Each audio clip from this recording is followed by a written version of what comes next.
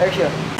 Because I'm happy, I'm a Muslim, that's what makes me happy, and that's the truth. Bismillahirrahmanirrahim. Assalamualaikum warahmatullahi wabarakatuh. Alhamdulillahi rabbil alamin. Nahmaduhu wa nasta'inuhu wa nastaghfiruh wa na'udzu billahi min syururi anfusina wa min sayyiati a'malina. May yahdihillahu fala mudilla lahu wa may yudlil fala hadiya lahu. Asyhadu an la ilaha illallah wa asyhadu anna Muhammadan abduhu wa rasuluh. La nabiyya ba'd. Puji serta syukur marilah kita panjatkan kehadirat Allah Subhanahu wa taala. Dan salawat serta salam tentu kita limpahkan kepada Rasulullah Rasulullah, orang yang dicintai Allah wa Nabiullah Muhammad sallallahu alaihi wasallam. Perkenalkan, saya Tarek Febriana Putra dari kelas 11 MIA 2. Di sini saya akan membuka kajian YouTube yang bertemakan kasih sayang kepada orang tua. Telah jelas Allah memerintahkan kita untuk memuliakan, selalu memuliakan kepada orang tua. Disebutkan dan telah tertulis dalam tinta emas surat Al-Isra ayat 23 yang berbunyi, A'udzubillahi minasyaitonirrajim. Bismillahirrahmanirrahim. Wa qadha rabbuka alla ta'budu illa iyyahu wa bil walidayni ihsana. Imma yablughanna 'indaka al-kibara ahaduhuma aw kilahuma fala taqul lahumā uff wa la tanharhumā wa qul lahumā qawlan karīma. Ayat itu menjelaskan dan memerintahkan bahwasanya Allah memerintahkan kepada semua manusia untuk senantiasa berbuat baik kepada orang tuanya. Bahkan di sana dijelaskan bahwasanya kita selalu memuliakan orang tua dengan tidak boleh mengatakan hal-hal yang buruk. Bahkan kita tidak boleh mengatakan kepada orang tua.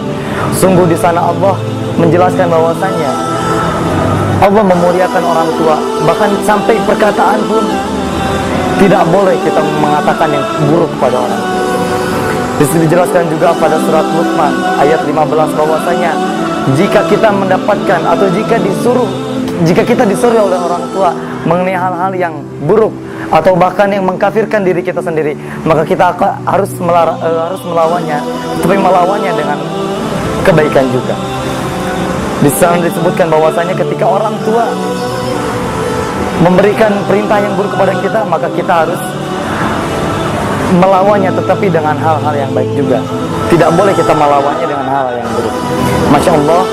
Dan dijelaskan oleh Imam Al-Qurtubi mengenai tafsir dari ayat surat Luqman ayat 15 itu bahwasanya dalam ayat tersebut kita diperintahkan oleh Allah untuk senantiasa selalu berbuat baik kepada orang tua apapun kondisi orang tua. Baik orang tua kondisinya sedang baik ataupun buruk. Baik orang tua kondisinya beriman kepada Allah ataupun bahkan kafir kepada Allah Subhanahu wa taala. Tetap kita harus berbuat baik kepada orang tua. Jika orang tua berbuat kafir, maka kita harus memperbaikinya. Kita harus senantiasa berbuat baik kepadanya, memberikan sebagian rezeki dari kita kepada orang tua, atau bahkan memberikan ilmu yang kita miliki, dan itu yang lebih bermanfaat kepada orang tua kita. Dijelaskan juga bahwasanya ada satu hadis yang mengatakan bahwasanya ada seorang pemuda yang datang kepada Rasulullah yang mengatakan bahwasanya, ya Rasulullah, aku ingin berdakwah, aku ingin berjihad di agama Allah, dan aku ingin berjihad atas nama Allah. Tetapi Rasulullah bertanya kepada pemuda itu, wahai pemuda, apakah kau memiliki ibu atau ayahmu? Dan pemuda itu menjawab, iya, aku memiliki orang tua. Maka Rasulullah menjawab, berbuat baiklah dulu kepada orang tua, uruslah dulu kepada orang tua, baru setelah itu baru kamu boleh berjihad kepada agama.